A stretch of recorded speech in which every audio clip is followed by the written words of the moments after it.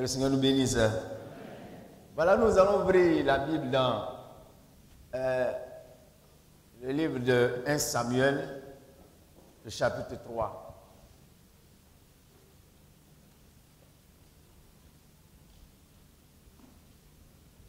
Normalement, nous devions lire tout le chapitre, mais je vais laisser certaines parties.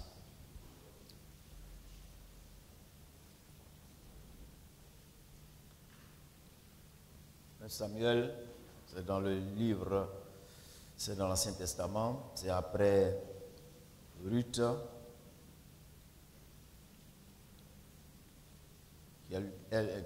dont le livre est également précédé par Josué. Le jeune Samuel était au service de l'Éternel devant Élie. La parole de l'Éternel était rare en ce temps-là, les visions n'étaient pas fréquentes. En ce même temps, Élie, qui commençait à avoir les yeux troubles et ne pouvait plus voir, était couché à sa place. La lampe de Dieu n'était pas encore éteinte et Samuel était couché dans le temple de l'Éternel où était l'arche de Dieu. Je saute et je viens au verset 19. Samuel grandissait, l'Éternel était avec lui et il ne laissa tomber à terre aucune de ses paroles. Tout Israël, depuis Dan jusqu'à Beersheba, reconnut que Samuel était établi prophète de l'Éternel. L'Éternel continuait à apparaître dans Silo, car l'Éternel se révélait à Samuel dans Silo par la parole de l'Éternel. Que le Seigneur nous bénisse. Il y a des choses qui inspirent des messages aux prédicateurs. Parce qu'en tant que prédicateur, on prêche, mais les événements parfois nous donnent des thèmes de réflexion, des messages. Et je me posais des questions quant à la suite à donner après ce que nous avons vécu il y a quelques jours en arrière. Et la pensée qui me revenait à l'esprit, c'est sur la base de ce texte de Samuel, au verset 3, où il est dit là que la lampe de Dieu n'était pas encore éteinte et Samuel était couché dans le temple de l'Éternel où était l'arche de Dieu. Samuel, l'homme par qui la flamme a été maintenue. En quelque sorte, comment faire pour maintenir la flamme? Parce que l'Église ne doit pas se caractériser par des actions d'éclat. Mais l'Église doit se caractériser par des actions soutenues et maintenues dans le temps. Parce que quand l'Église connaît seulement des actions d'éclat sporadiques, ce ne sont pas des actions qu'on doit considérer comme des actions de réveil. Les actions de réveil sont des actions qui ont une durée, qui ont une permanence, qui ont une pérennité dans le temps. Et c'est ce qui doit être dans l'Église de Dieu. Le prophète Samuel, comme vous le savez, était le fils d'Elkana et de Anne. L'histoire de sa naissance nous est rapportée au premier chapitre de ce livre, ce premier livre de Samuel. Il a été donc aussi le dernier juge d'Israël. Et il a eu pour formateur et prédécesseur le sacrificateur Élie. Si vous lisez les premiers chapitres, vous allez voir cela. Sur la fin de vie d'Élie, ce dernier n'était pas sans reproche. Parce qu'il a été complaisant vis-à-vis du comportement déviant de ses enfants. Et ces enfants qui profanaient le culte à l'Éternel. Cependant, bien que vivant dans un tel environnement, le jeune Samuel ne s'est pas laissé influencer par le mauvais exemple des fils d'Élie. Lui, au contraire, il s'est caractérisé par une vie exemplaire. Et c'est par lui, Samuel, que l'un des symboles les plus significatifs qui marquait la présence de Dieu au milieu de son peuple a été maintenu, à savoir la lampe de Dieu dans le sanctuaire. Oui, c'est par lui, le petit, que ce symbole éminemment important de la présence de Dieu au milieu de son peuple va être maintenu. C'est ce que rapporte ce texte. Et je crois que ce texte a comme fil conducteur principal dans ce chapitre, effectivement, ce verset 3, qui est très important. Et il commence à mettre en relief une des qualités fondamentales de Samuel, et qui vont faire en sorte que Samuel puisse entrer dans les bonnes grâces du Seigneur. C'est vrai que sa maman, à sa naissance, le prédestinait ou bien avait déjà promis faire don à l'Éternel. Combien d'entre nous ici, avant de faire des enfants, n'avons-nous pas prié? Et ne prions-nous pas? Et ne demandons pas à Dieu d'accomplir un dessein particulier pour ces enfants-là? Mais est-ce que ce sont tous nos enfants qui obéissent au dessein particulier que nous avons eu pour eux lorsqu'ils grandissent? Il y a le vœu des parents, mais il y a aussi ce que l'enfant peut permettre à Dieu de faire au travers lui, parce que l'enfant a un libre arbitre pour accepter d'entrer dans la vision initiale des parents ou refuser. D'ailleurs, quand on observe bien certains des enfants pour lesquels les parents ont prié particulièrement, les parents ont fait des vœux et qui ne veulent pas entrer dans cette vision, généralement ce sont des enfants qui ratent leur existence. Je vous demande, je vous invite à observer autour de vous. Peut-être même que ça se trouve dans vos familles, parmi vos enfants. Parce que il y a la volonté des parents, mais il y a aussi la volonté des enfants. Et Samuel, lui, très tôt, il a épousé la vision de ses parents. C'est ce qui va faire qu'il va être cet homme-là, exceptionnel, en Israël. C'est lui qui va se charger de préserver cette lampe de Dieu qui se trouvait dans le chandelier, dans le temple.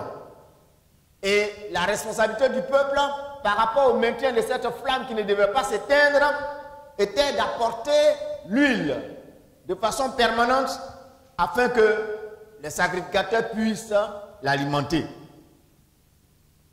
Peut-être s'agissait-il de cette lampe-là, ou bien peut-être c'était les autres lampes du temple sur lesquelles il veillait pour qu'elles ne s'éteignent pas. Mais quoi qu'il en soit, l'un dans l'autre, Samuel a élu domicile en ce lieu pour y passer les nuits, pour dormir. Alléluia. C'est en ce lieu qu'il a choisi de dormir. Certainement pour jouer un rôle. Le rôle qui consistait à faire en sorte que cette lampe-là ne s'éteigne pas. Maintenir vivace, maintenir véritablement cette flamme. C'est ce qu'il s'est donné comme responsabilité. Personne ne lui a demandé. C'est lui-même qui va prendre cette responsabilité. Alléluia.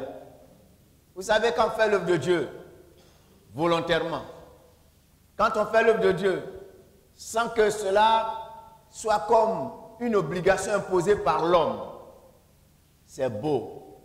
Et cela nous permet de porter de beaux fruits. Alléluia.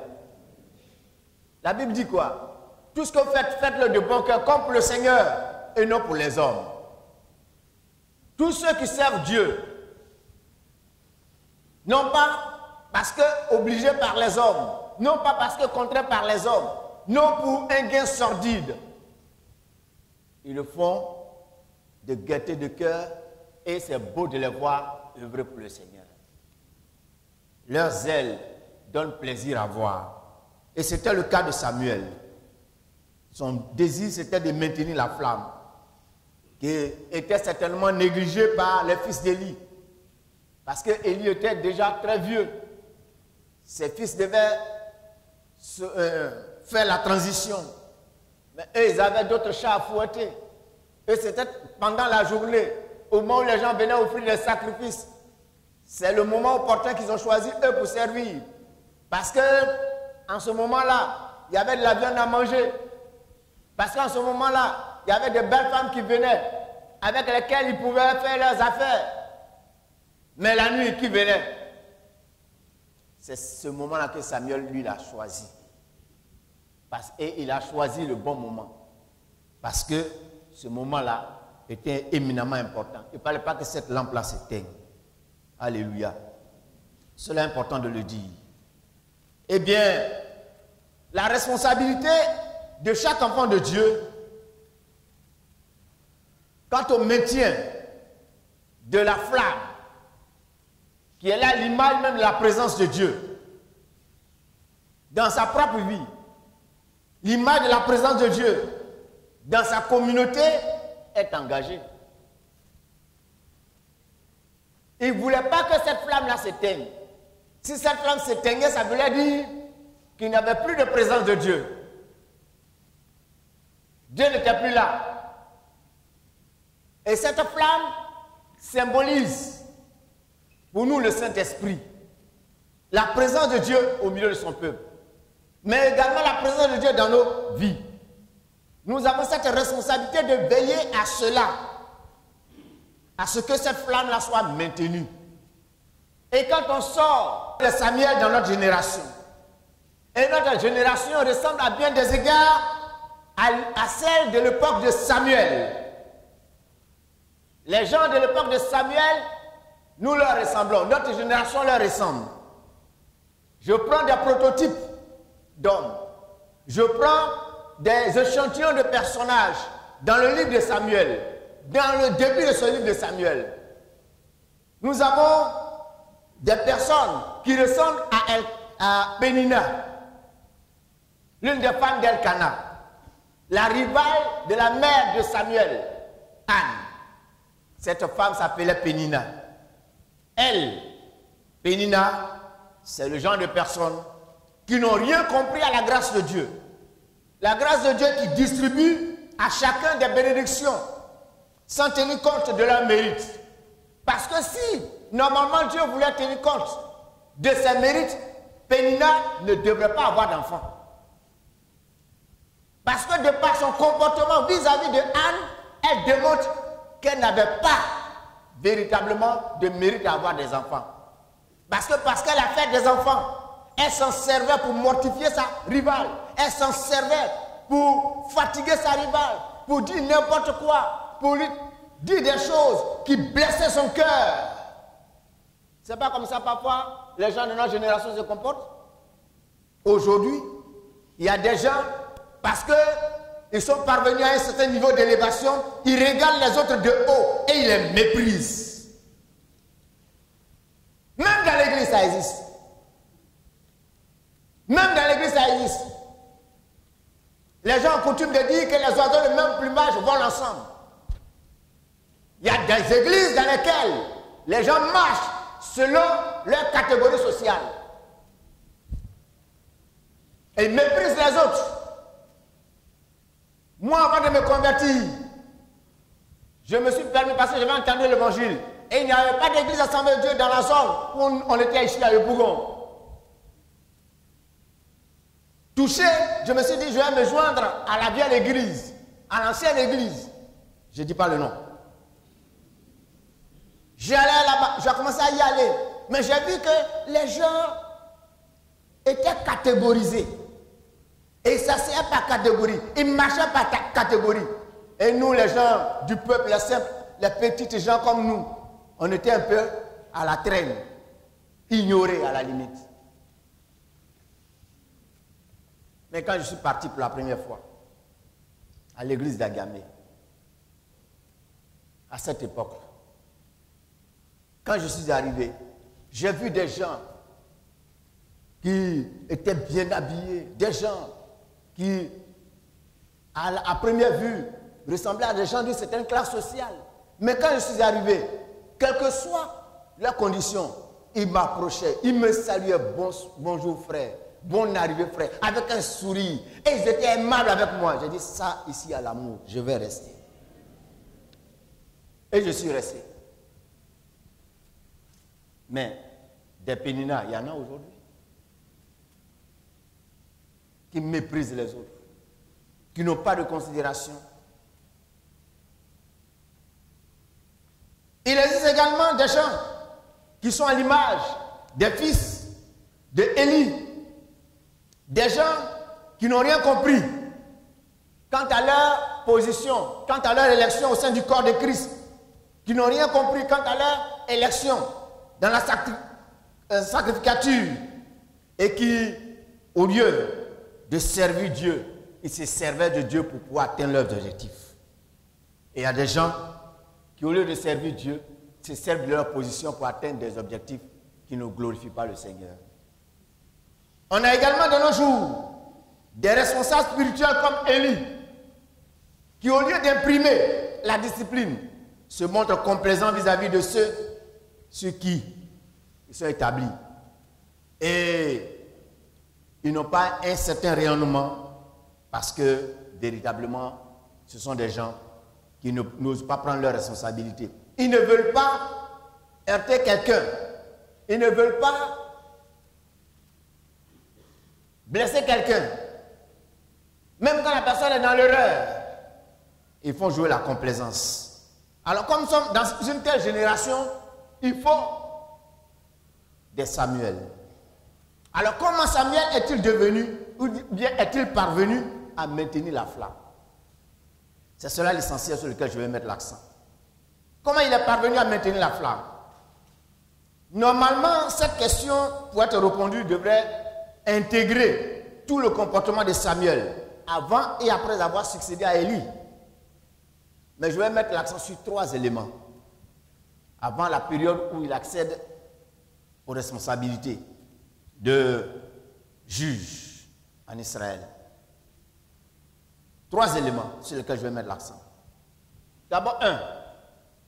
Samuel était agréable à l'Éternel et aux hommes. Chapitre 2, verset 26. Le jeune Samuel continuait à grandir et il était agréable à l'Éternel et aux hommes.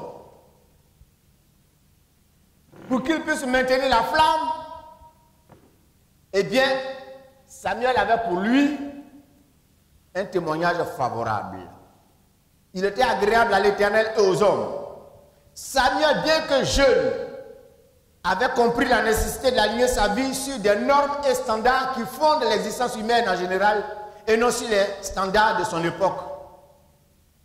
Sa vie était basée sur les standards qui fondent l'existence des hommes sur terre. Les standards pour lesquels Dieu a voulu que l'homme existe sur la terre. Vous savez, si on veut baser notre vie sur les standards de notre époque, on a échoué. Chaque époque a ses standards qui ne sont pas, a priori, tous conformes à la volonté de Dieu. Quels sont les standards de notre époque aujourd'hui?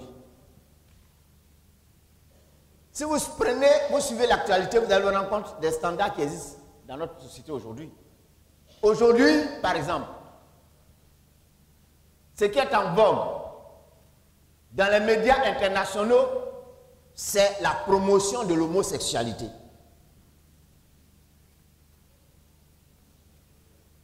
J'ai suivi l'actualité ces 2 jours. Au Kenya, les homosexuels ont mené une bataille juridique pour qu'on puisse leur reconnaître des droits dans la constitution kenyane. Ils ont perdu.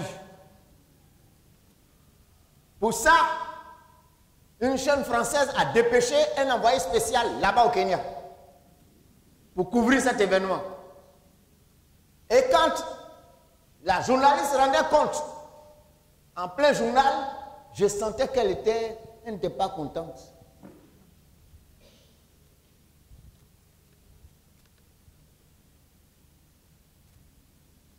J'ai suivi également l'actualité ces derniers temps, où il se réjouissait de ce que Taïwan a adopté les mariages entre gens de même sexe.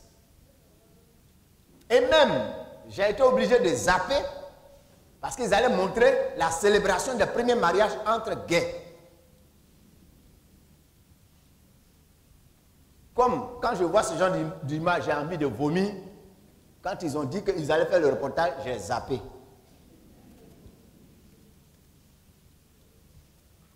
Alors, nous sommes dans un monde qui a ses standards. Et Samuel était dans un contexte, dans un environnement. Il était avec d'autres jeunes, les fils d'Élie. C'était sa sphère, c'était la maison dans laquelle il a évolué, c'est son lieu dans lequel il a grandi. Les autres se livraient à toutes sortes de trafics, à toutes sortes de vices, à toutes sortes d'immoralité. Lui, il s'est mis à l'écart de cela. Parce que lui, ce qu'il cherchait, c'était d'avoir l'approbation des hommes et de Dieu. Alléluia. Avoir un témoignage intègre. Il est dit du Seigneur Jésus que tous lui rendaient témoignage, non pas négativement, mais positivement. Luc chapitre 4, verset 22. Dans Ecclésiaste chapitre 7, Ecclésiaste 7, verset 1, il est dit, une bonne réputation vaut mieux que de bons parfums. Une bonne réputation vaut mieux que de bons parfums. Il a soigné sa réputation. Il a cherché à ce que sa réputation soit saine et qu'elle ne souffre d'aucune contestation. Si nous voulons maintenir la flamme et si nous voulons véritablement que les gens sachent qu'il existe des chrétiens et des chrétiens authentiques, soignons notre témoignage. Alléluia. Soignons notre témoignage. Notre témoignage, c'est ce que notre vie met en relief. C'est ce que notre vie dégage. À travers nos relations interpersonnelles et nos relations avec ceux avec lesquels nous vivons, que nous côtoyons. Ça parle plus fort que tout. Aujourd'hui, n'importe qui se lève, il prêche. La dernière fois, quelqu'un me parlait, me disait comme ça que quelqu'un est rentré dans un véhicule, il a commencé à rendre témoignage, et les gens ont commencé à l'accoster, à lui dire des choses, et puis il a commencé à les maudire. Vous voyez, non? Ils parlent de l'évangile. Ils parlent, ils annoncent l'évangile. Mais quand vous commencez à gratter un peu plus fort, quand vous commencez à gratter un peu au fond, et que ça commence à faire mal, tu vois leur véritable fruit. On reconnaît l'arbre à son fruit. Samuel a été crédible. Et il a pu maintenir la flamme en ayant un témoignage honorable devant Dieu et devant les hommes. Avoir un témoignage en harmonie avec les principes établis par Dieu témoigne en notre faveur dans le sanctuaire de Dieu. D'ailleurs, celui qui le fait démontre que la présence de Dieu n'est pas localisée en un bâtiment, en une montagne ou un autre lieu, mais bien en l'homme et en la femme qui veille scrupuleusement à mener une vie en harmonie avec ses principes. Aujourd'hui, nous cherchons un réveil. L'Église veut un réveil. Quand je parle de l'Église, je parle de l'Église de l'Assemblée de Dieu. Je parle du mouvement évangélique. Nous aspirons à un réveil. Mais le réveil ne viendra que par des hommes et des femmes qui sont intègres, qui fuient la corruption. Des hommes et des femmes qui se soustraient aux standards de vie de ce monde. Des hommes et des femmes qui acceptent d'être minoritaires dans certains cas de figure parce qu'ils n'épousent pas les vues des autres, parce qu'ils n'acceptent pas d'entrer dans le contexte des autres. Alléluia. C'est cela qui nous rendra crédibles. Que le Seigneur nous aide. Dans la parole de Dieu, il est dit que notre corps est le temple du Saint-Esprit, 1 Corinthiens 6, verset 19. Et nous avons reçu cela de Dieu et que nous ne nous appartenons pas à nous-mêmes. Si nous voulons véritablement assurer le maintien de la présence de Dieu dans nos communautés et dans notre communauté, il nous faut véritablement veiller à ce que cet élément soit vraiment respecté. C'est-à-dire que nous veillons à notre témoignage. Samuel a commencé d'abord à sauvegarder la présence spirituelle de Dieu en lui. Parce qu'en veillant sur son témoignage, il préservait la présence spirituelle de Dieu en lui. Il ne s'agit pas pour nous de venir et de brailler. Permettez-moi l'expression. Il y a des églises, quand tu arrives, les gens peuvent... Mais quand vous avez fini de faire votre bruit là, quelle est la réalité de vos relations interpersonnelles? Quelle est la réalité de vos relations avec Dieu? La réalité de vos relations avec Dieu se démontre dans la vie que vous menez dans la semaine. Dans la vie que vous menez dans la semaine. C'est là où voici la présence de Dieu est en vous. Et parfois, nous faisons du bruit pour rien. Il y a beaucoup de clameurs au milieu de nous. Mais il faut prendre les gens individuellement. Leur vie est médiocre.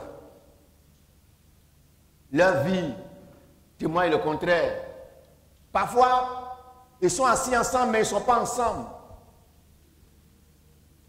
Ils sont dans la même communauté, mais la manière dont ils se comportent les uns envers les autres, la manière dont ils parlent les uns des autres, c'est parfois méchant, c'est grave.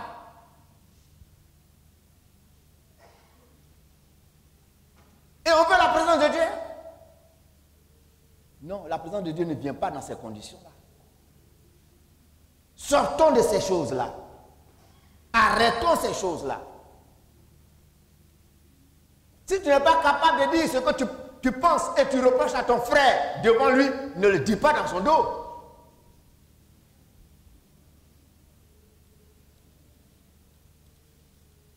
La démarche biblique consiste, lorsqu'on a quelque chose à reprocher à son frère, on va voir son frère, on parle avec son frère. Mais il ne s'agit pas de jouer aux hypocrites. On parle dans son dos, mais quand on le voit, on sort un sourire, on est gentil.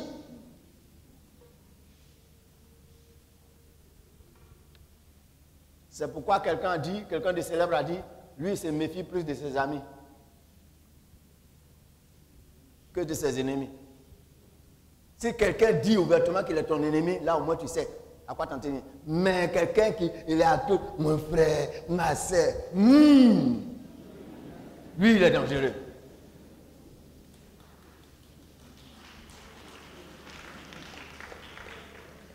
Que le Seigneur nous aide. Parce que parfois, au moment où vous vous rendez compte, vous êtes surpris que vous évoluez dans un tel univers. Ah bon, donc, c'est comme ça ils sont. C'est dans ça je suis. Soignons ce que nous devons être personnellement d'abord.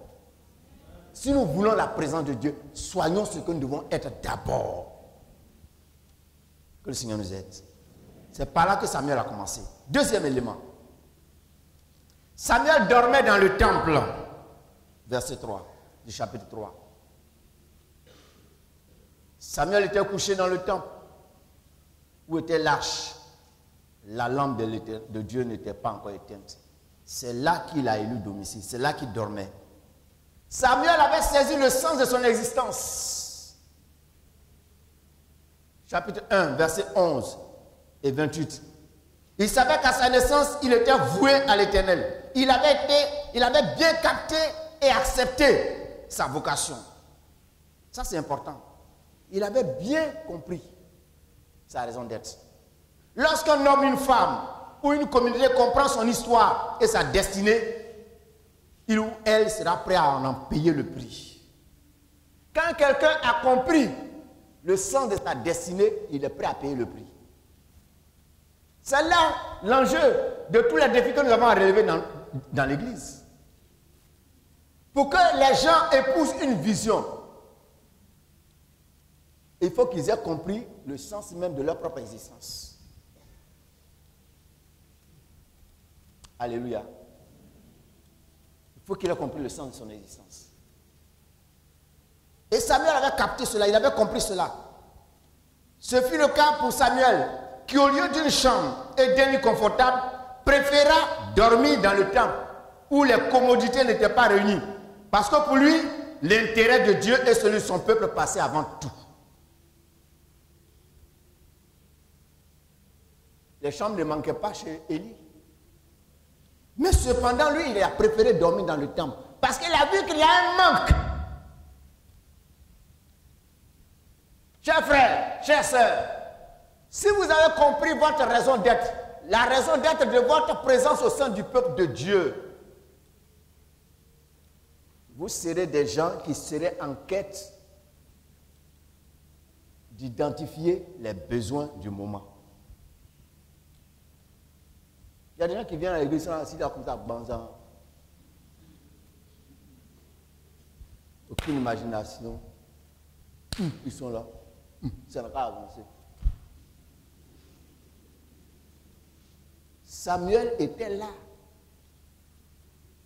Et s'est dit, mais dans cette affaire-là, qu'est-ce que moi je peux faire? On ne l'a pas mandaté pour aller dormir pour pouvoir veiller sur la lampe. Il a dit qu'il avait un manque. Il dit, je vais aller dormir là. S'il y a un besoin, moi je vais répondre. Alléluia. Alléluia. Chers frères, Jésus a dit aux disciples,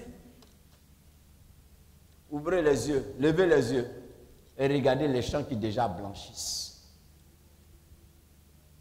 À travers tout ce que vous voyez, le moment est propice pour la moisson. À travers tout ce que vous voyez, vous allez percevoir que véritablement, il y a un besoin pour la moisson. Et Samuel a eu cette intuition-là. Il a manifesté cette intuition. Il dormait dans le temple. Dormir dans le temple symbolisait quoi en réalité?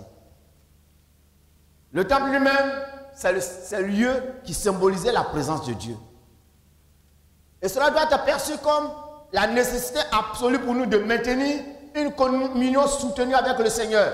Si nous voulons que celle-ci soit et demeure pérenne en nous ou bien au sein de son peuple. Si nous voulons que véritablement la présence de Dieu soit en nous ou bien au sein de son peuple, nous devons véritablement maintenir cette communion-là. À l'instar de Samuel, nous devons comprendre que c'est le bien le plus précieux que nous devons chercher à sauvegarder. Si nous voulons être heureux et réussir notre parcours sur terre. Chers frères,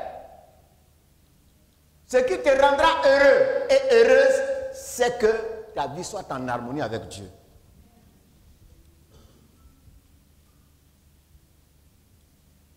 Quand on est en harmonie avec Dieu, on peut ne pas avoir tout l'or du monde, mais la paix qui se dégage dans notre cœur, en tout cas, on l'apprécie que lorsqu'on l'a perdu. C'est pas ce que Fobagna a dit. On l'apprécie le vrai bonheur que quand on l'a perdu. Actuellement où tu es là, tu n'as pas or, tu n'as pas argent. Mais tu as la paix de Jésus en toi. Parce que tu vis en harmonie avec Jésus. Donc ne te laisse pas tenter. Ne permets pas au diable de te détourner. Parce que tu penses, ce que tu penses, ce qui te fait croire que tu n'as pas, et qu'il est en train de t'amener à aller chercher là.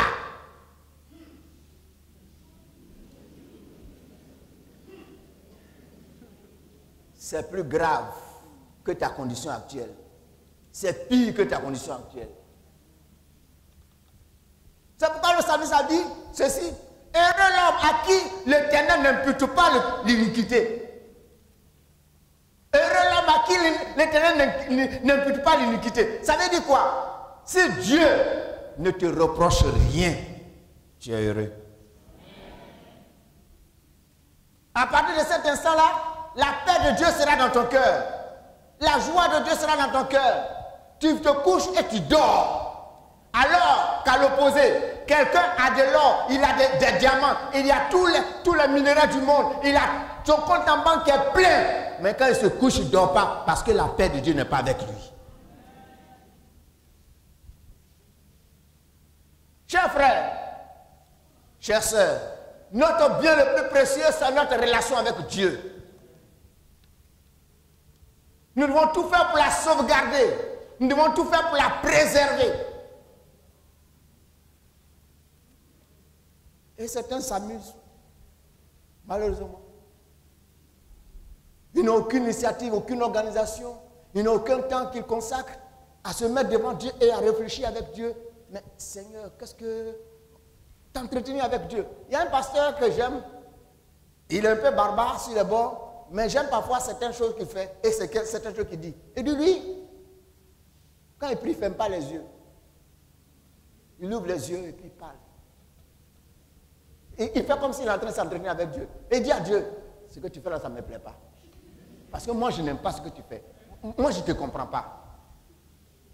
C'est-à-dire qu'il vide son sac devant Dieu. C'est comme un entretien qu'il est en train d'avoir avec Dieu. Tu es là, les situations, ça amoncelle sur toi. Et tu es là, tu penses, tu ne peux pas dormir, tu as mal à la tête, tout ça. Mais, ouvre-toi à Dieu, trouve une heure calme, et puis parle avec lui, décharge-toi sur lui, et tu vas voir que ton cœur va être libéré, et la paix va envahir ton cœur.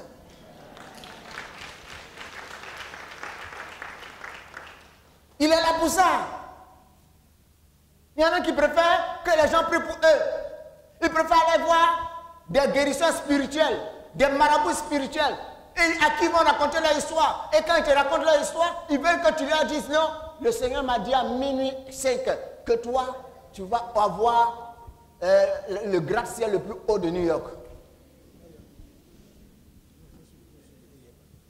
Vous leur donnez l'occasion de vous mentir. Et ils vous bouillent, ils vous bouillent, ils vous bouillent.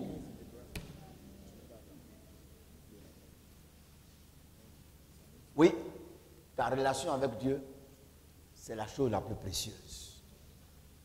Parce que ça là, personne ne peut discuter avec toi de ça. Personne. C'est ton privilège. Et Samuel dit, je vais dormir là. C'est là que moi je vais dormir. La Bible dit quoi? Dans le psaume 42, verset 2 à 3, comme une biche soupire après les courants d'eau, ainsi mon âme soupire après toi, ô Dieu. Mon âme a soif de Dieu, du Dieu vivant. Quand irai-je et paraîtrai-je devant la face de Dieu? Mon âme a soif. Comme une biche soupire après des courants d'eau, mon âme soupire après toi, ô Dieu. Combien qui ont cette soif-là en eux aujourd'hui? Quand des gens aujourd'hui sont chauds pour prier, c'est parce qu'ils ont un besoin personnel. Alors là, il va gêner. Là, il va veiller. Là, il sera à toutes les réunions. Seigneur, parle-moi. Mais il n'a qu'à lui parler par rapport à sa situation. Et quand c'est fini, distancia. Que le Seigneur nous aide. Que le Seigneur nous aide. Le psalmiste lui dira, l'Éternel, j'aime le séjour de ta maison, le lieu où ta gloire habite. Alléluia. J'aime le séjour de ta maison. La maison de Dieu, c'est où? La maison de Dieu, c'est ton sanctuaire que tu as conçu dans ta maison. Le sanctuaire, la maison de Dieu, c'est ta chambre que tu transformes en lieu où tu rencontres Dieu. Alléluia. J'ai aimé un film américain, tourné par des chrétiens américains. Chez eux, par exemple, quand ils ont le privilège d'avoir des grandes maisons, ceux qui ont des grandes maisons, parfois, ils ont un endroit qui est comme leur lieu de prière. Et chacun se retrouve là pour aller chercher Dieu. Les couples, par exemple, ils prient ensemble, mais chacun a sa situation personnelle devant Dieu. Et chacun se retrouve dans ce lieu qui est comme leur chapelle pour aller chercher Dieu. Oui, c'est ça. C'est un besoin vital. Nous sommes dans un monde spirituel.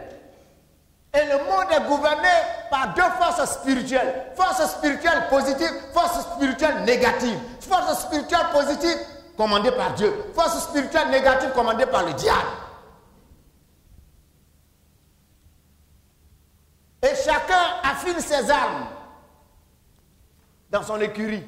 Et notre écurie, c'est l'écurie de Dieu. C'est là que nous nous approchons du Seigneur. Et c'est par là que nous avons les ressources nécessaires qui nous permettent de relever tous les défis. Nous sommes dans un monde qui est comme le monde de Samuel, le temps des juges, où c'est l'anarchie, c'est le désordre, c'est toutes sortes de choses qui ne respectent aucune norme. On se demande, est-ce qu'on pourra s'en sortir? Oui, on peut s'en sortir, parce que Samuel s'en a tiré, et nous pouvons nous en tirer, si nous vivons comme Samuel. Que le Seigneur nous aide à comprendre cela.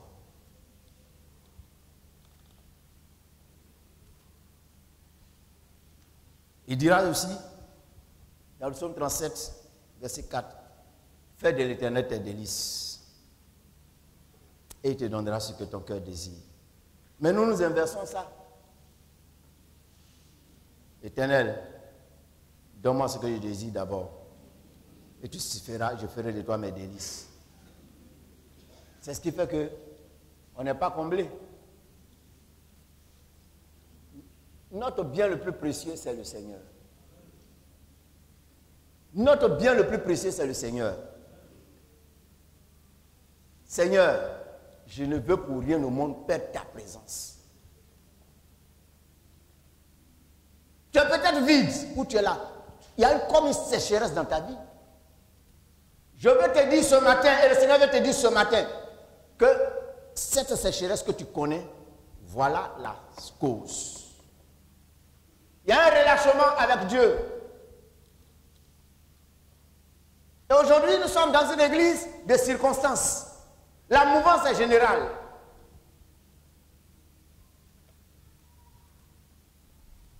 Je ne bouge pas beaucoup, je bénis Dieu.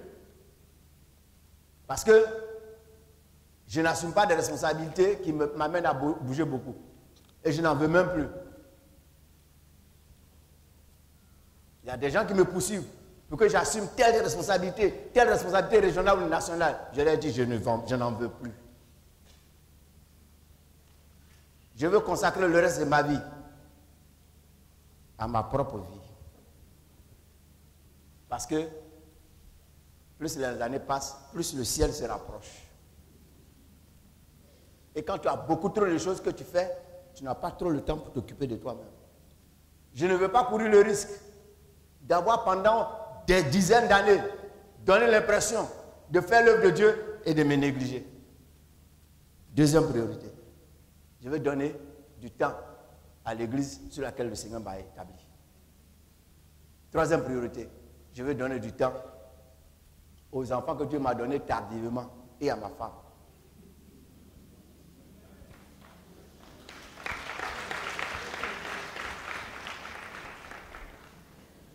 Par conséquent, je veux consacrer l'essentiel de mes forces qui me restent à garantir l'éternité, mon éternité. Je ne veux plus être distrait. Je ne suis pas un politicien. Parce que pour être dans cette sphère de responsabilité, il faut être politicien. Moi, je n'ai pas l'âme de politicien. Je suis appelé à être serviteur. Je suis pasteur. Je suis serviteur de Dieu. Et donc, si je dois occuper une responsabilité, mes critères obéissent aux critères de Dieu.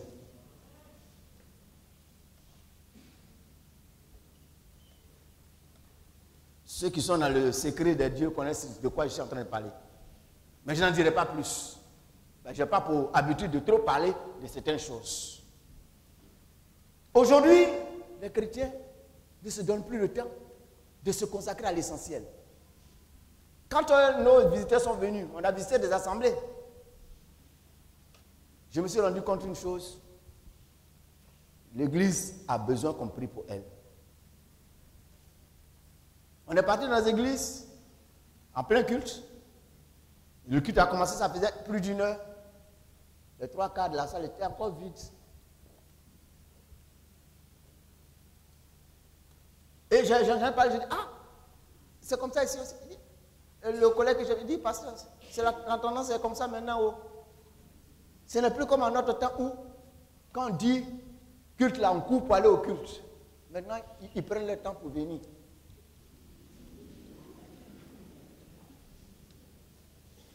Nous, en notre temps, quand on était plus jeunes, on courait pour entrer à l'église, pour aller à l'église à l'heure. Les anciens qui sont là, certains même se blessaient même pour entrer dans l'église. Parce que au moment où notre culte doit commencer, il y a un premier culte. Et on vient, on est agglutiné devant la porte. Dès qu'on ouvre là, les gens courent pour rentrer. On court pour aller à l'heure à l'église. Mais maintenant même, on n'a plus ce temps. On trie les réunions. M'a dit ça, il ne faut même pas parler de ça. Je dis même, n'en parlons pas. Il y en a même qui sont en train d'entrer dans des spéculations. J'ai dit maintenant c'est chose qu'on ne prie plus, donc moi je ne vais plus à chose. On dit EBC, je n'ai pas le temps. EBC, on vient parler de Kwame ou bien on vient parler de C, ou bien c'est de Jésus, et sa parole on parle. Ils n'ont pas ce temps. Et pourtant on veut le réveil. Le réveil ne vient pas dans ces conditions. Le réveil vient vers les gens qui sont assoiffés de Dieu et de sa présence. Le réveil vient vers les gens qui sont assoiffés de la parole du Seigneur. Je vais vers la fin. Je ne pensais pas être long ce matin. Et je ne voulais même pas être long. Mais, je ne sais pas, mais on dirait que je commence à être long. Mais il faut que je conclue. Samuel, troisième élément, avait un grand attachement pour la parole de Dieu. Chapitre 3, verset 19. Il ne laissa tomber à terre aucune des paroles de l'Éternel. Alléluia. Cette expression laisse sous-entendre plusieurs éléments. Un, qu'il avait de la considération pour la parole de Dieu. Attitude qui elle-même démontrait son respect et sa crainte de Dieu. Psaume 119, verset 11. Je sais ta parole, afin de ne pas pécher contre toi. Cette attitude manifestait aussi son amour pour Dieu. En résumé, toute l'attitude de Samuel vis-à-vis de la parole de Dieu est parfaitement illustrée dans le psaume 119. Le psaume 119 qui est comme un hymne à la parole de Dieu. Un hymne, un cantique qui a été composé pour magnifier la parole de Dieu. Alléluia. Quand vous lisez, vous voyez quelqu'un qui est amoureux de la parole de Dieu. Dans ce psaume-là. C'est quelqu'un qui est amoureux de la parole de Dieu. Et il ne peut pas avoir de réveil s'il n'y a pas des gens qui sont amoureux de la parole de Dieu. Dans le temps de réveil, on nous a parlé d'un réveil qui a eu lieu à l'époque du communisme, dans un pays communiste. Et les gens arrivaient quand même à maintenir la foi, la flamme de la foi dans ces pays-là. Et dans un pays, un missionnaire clandestin est allé pour rendre visite à une église clandestine. Ils étaient sous la menace d'arrestation et consorts. Mais ils ont trouvé un endroit où ils se réunissaient clandestinement. Et le missionnaire itinérant clandestin est arrivé, il devait prêcher la parole. Et il leur a demandé combien de temps vous me donnez pour prêcher la parole de Dieu. Ils lui ont dit, chez nous ici, si tu n'as pas duré ces 3 heures de temps. Ils lui ont dit, chez nous ici, si tu n'as pas duré là ces 3 heures de temps. Parce qu'ils étaient assoiffés de la parole de Dieu. C'est parce que chez nous ici, on a la liberté. D'abord même, ils ont Bible même sur portable, ils ne regardent pas. Ils ont Bible sur tablette, ils ne regardent pas. Ils ont Bible sur papier même. La poussière s'occupe. Et quand tu viens à l'église, tu vas prêcher combien de minutes? Si tu as trop suivi ces 10 minutes, il commence à être long. Oh, lui, il prêche trop long. Il dure trop même. Et ça commence à énerver. Et il est assis là. Et quand tu regardes le visage, tu sais que le gars n'est plus là. Parce que quand on prêche, on vous regarde. Il y a 2 mains, quand tu les regardes, tu sens de par leur regard, il faut finir ton discours là.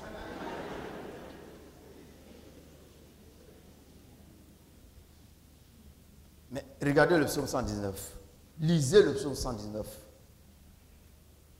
Il fait l'éloge à la parole. Il fait l'éloge à la parole. Il montre son amour pour la parole.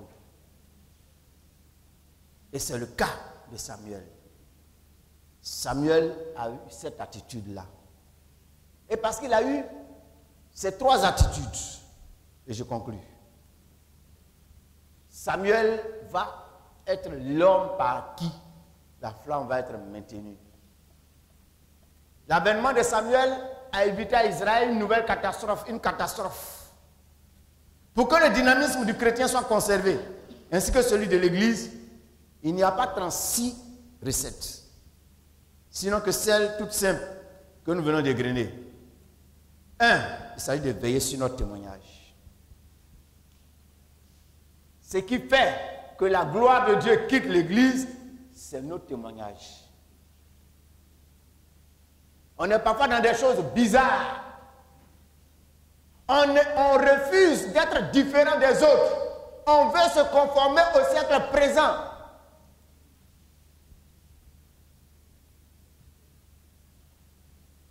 Les autres portent jupe courte. Les cuisses sont là. Eux aussi, leurs cuisses sont là. C'est la mode. Les autres portent pantalons serrés, près du corps serré jusqu'à... Eux aussi sont dedans. Les autres vont mettre tatouage partout. Leur corps est devenu le lieu d'expression des artistes peintres. Il n'y a plus de papier pour peindre des tableaux. Et on dessine n'importe quoi sur leur corps.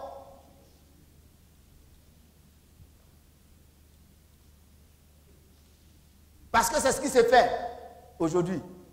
Femmes portent boucle d'oreille, garçons portent boucle d'oreille aussi. C'est joli à voir. Parfois tu les vois du dos, tu veux dire, hé mademoiselle, quand il tourne le visage, tu dis, hé, c'est un homme.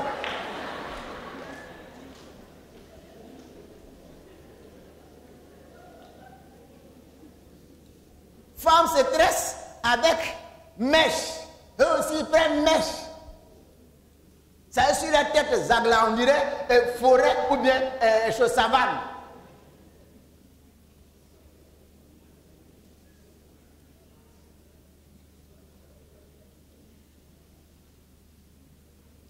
Les autres sont dans des trucs bizarres, compromettants. Eux aussi sont dans des trucs bizarres et compromettants. Et quand on vient à l'église, on dit on ne sent pas la présence de Dieu. Mais tu ne peux pas sentir la présence de Dieu parce que la présence de Dieu a quitté ta vie. Et c'est lorsque ceux qui se réunissent, la présence de Dieu est dans la vie de chacun, que lorsqu'ils se réunissent, ça embrasse et ça fait feu.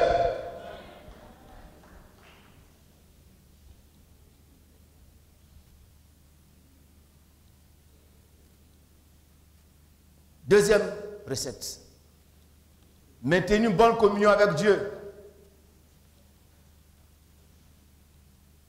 Personne ne priera mieux Dieu que vous-même. Personne n'exprimera mieux vos besoins que vous-même. Et Dieu se prend plaisir à écouter la voix de ceux et de celles qu'il invoque de tout leur cœur. Regardez comment la mère de Samuel l'a conçu, comment la mère de Samuel a pu avoir la grâce de Dieu, son intercession. Ce n'est pas quelqu'un qui a prié, c'est elle-même qui a pris le temps. Elle a immobilisé le temps devant le Seigneur. Elle a dit tout ce qu'elle avait sur le cœur. Elle a manifesté des gestes peut-être même incohérents. Au point que Élie est venu voir. Il lui a dit, mais écoute, toi tu fais partie de ces femmes débauchées qui boivent sans arrêt. Bon, fais passer ton vin. Elle a dit non, je ne suis pas une de ces femmes-là. Mais c'est la douleur, c'est mon problème qui fait que je parle comme ça. Et alors, l'homme de Dieu lui a dit, va et qu'il te soit fait selon ce que tu as demandé. Elle est partie et elle a été exaucée. C'est parce qu'elle-même s'est mise devant Dieu. Chers frères, chères sœurs, nous sommes dans un temps où il faut que chacun prenne ses responsabilités devant le Seigneur. Si nous voulons véritablement avoir une église vivante, il faut que chacun retourne à ce thème d'il y a quelques années en arrière, la chambre haute, la présence de Dieu. Troisième et dernier élément, la parole de Dieu. La parole de Dieu nous permet d'avoir ce miroir-là qui nous permet de nous évaluer, d'avoir ces éléments qui nous permettent de pouvoir nous orienter, des points de repère. Il y a des gens qui ne savent pas eux-mêmes donner des réponses à leur situation, à leur questionnement. Mais la parole de Dieu est là pour nous éclairer tous. Pour nous éclairer, pour nous donner des lumières et pour faire en sorte que les gens ne puissent pas abuser de nous, nous raconter des histoires. Aujourd'hui, n'importe qui se lève et dit n'importe quoi. N'importe qui se lève, il prêche n'importe quoi. Quand vous allez dans les télévisions, sur les chaînes de radio, il y a toutes sortes de prédicateurs. Le pasteur Cormier me disait la dernière fois, il dit, il y a une tendance que nous constatons aujourd'hui, et j'étais d'accord avec lui, c'est que quand vous allez sur certaines chaînes, certains prédicateurs, même aux États-Unis, il le disait par rapport aux États-Unis, quand vous allez dans certaines églises, les prédicateurs ne prêchent plus la parole. ils sont devenus des psychologues. Regardez bien sur certaines chaînes. Les messages qui sont prêchés. C'est plutôt de la psychologie qu'on fait. Mais la parole de Dieu est plus que la psychologie. Il faut prêcher la parole de Dieu. Prêche la parole en toute occasion favorable ou non. Il ne faut pas avoir peur de heurter les gens. Il ne faut pas avoir peur de choquer les gens. Il ne faut pas avoir peur de stigmatiser le mal. Il ne faut pas avoir peur de dire les choses telles que Dieu veut qu'elles soient dites de façon crue. Parce qu'on est dans un contexte. Et parfois même, nous prédicateurs, quand tu arrives dans certains endroits, on va te voir pour dire, chez nous ici, on ne prêche pas sur ça là-haut. Ah oui? Moi, ça ne m'est pas encore arrivé. Mais le jour où ça m'est arrivé, je dirai à ce pasteur, c'est que je n'ai pas ma place dans ton église. En même temps, je prends mes talons et puis je retourne.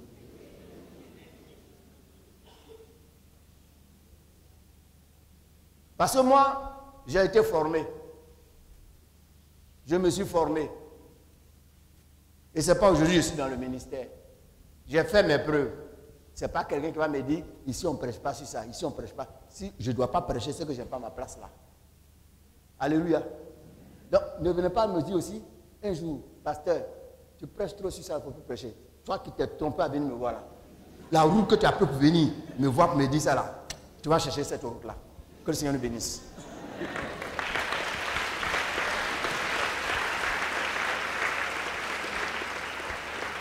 Prions le Seigneur.